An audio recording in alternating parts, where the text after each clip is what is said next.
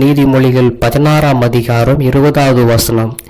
விவேகத்துடன் காரியத்தை நடப்பிக்கிறவன் நன்மை பெறுவான், கர்த்தரை நம்புகிறவனோ பாக்கியவான். நம்ம விவேகத்தோட காரியத்தை நடப்பிக்கணும். ஏதோ சும்மா அப்படியே சோர்ந்துட்டு செய்யலாமா வேணாவா மெத்தனையாக இருந்து கொண்டிருந்தா உண்மையாகவே காரியத்தில் நம்ம என்ன பண்ண முடியாது, அதை நன்மை செய்ய முடியாது.